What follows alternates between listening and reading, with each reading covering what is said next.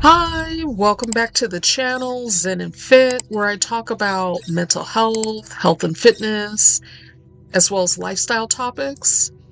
In today's video, I'm going to be continuing with these special series that I've been doing on well-known individuals who have been open regarding their mental health struggles or just how they maintain and support their overall mental well-being.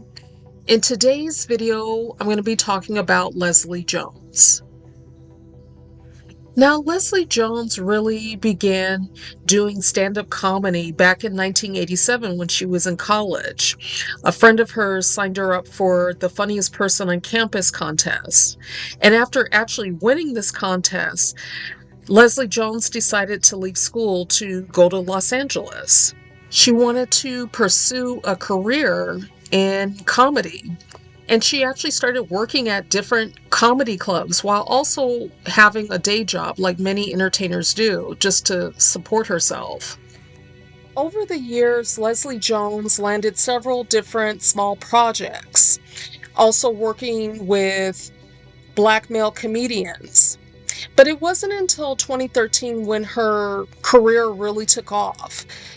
Through the encouragement of fellow comedian Chris Rock, she auditioned for Saturday Night Live, and she actually got the role.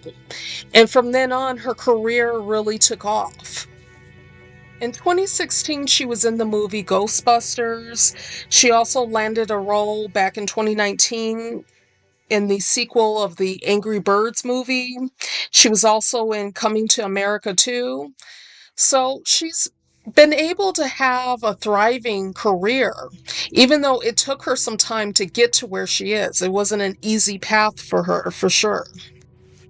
Even with Leslie Jones' recent success in the entertainment industry, she has gone through things in life.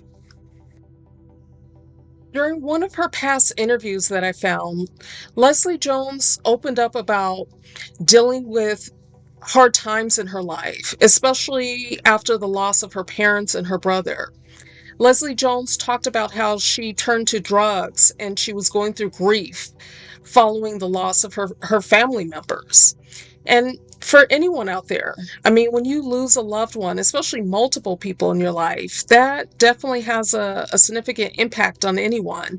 And especially if you don't have the proper supports in place, whether it's meeting with a therapist, going to support groups, having friends, or distant relatives there for you, how that can turn into something even worse for a person.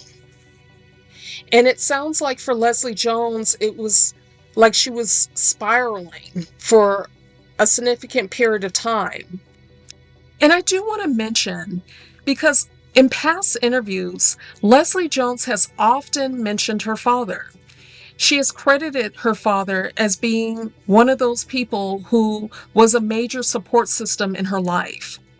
She's talked about how her father instilled in her to be a confident Black woman, to not listen to the negativity from society and the naysayers that are out there.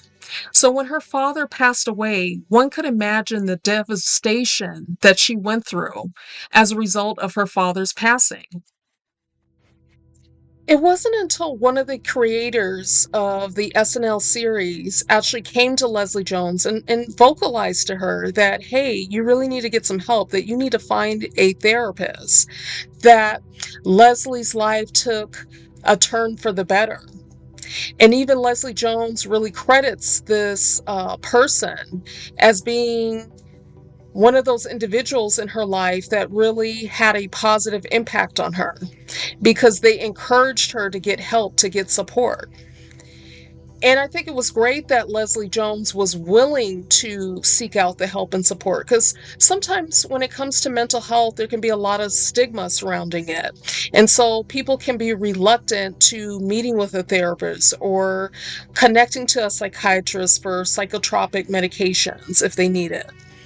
And so it sounds like for Leslie Jones, because she was willing to get the help and support, it really improved her life and helped her navigate the losses that she experienced in her life. Prior to her connecting to actual therapy, Based on the interviews that I have read, Leslie Jones has talked about her struggles with engaging in self-care activities, which is typically known as activities of daily living. And this encompasses, like, let's say, doing your hair, getting dressed, getting out of bed, just tending to yourself. Because she has mentioned in interviews how that was difficult for her to do. And you find that this is a common thing when people are going through significant grief or dealing with depression. They have a lack of desire to engage in any of these type of activities. Their mental health is impairing their ability to be able to do these activities. And that's when it's really vital for a person to connect to mental health services, whether it's participating in individual therapy, support groups, and possibly seeking out a psychiatrist for medication support, or having a combination of all of those may be essential for a person to overcome the mental illness that they're going through at that point in time. And so I think it was wonderful that Leslie Jones was able to make a change in her life, and she was willing to be receptive and hear from people around her how she needed to get help, because that doesn't always happen. And I know I talk about celebrities, well-known individuals a lot on this channel, but the main purpose of me mentioning them is for people to reflect on their own lives, because we're all important, and it's essential for us to care for not only for our physical well-being, but also our mental well-being. We need to look after that. So I hope that's what people get out of listening to my videos that I make on here. It's really a sharing of information and just self-reflection. So I just wanted to make a quick video discussing Leslie Jones. Again, I think it's great that she was willing to share her story, because she didn't have to. Her mental health is her own journey. But since she was willing to share with the public what she went through and how she navigates it through the support of therapy, I think that it at least helps to further break down the stigma that surrounds mental health, and alleviates the barriers in accessing mental health services.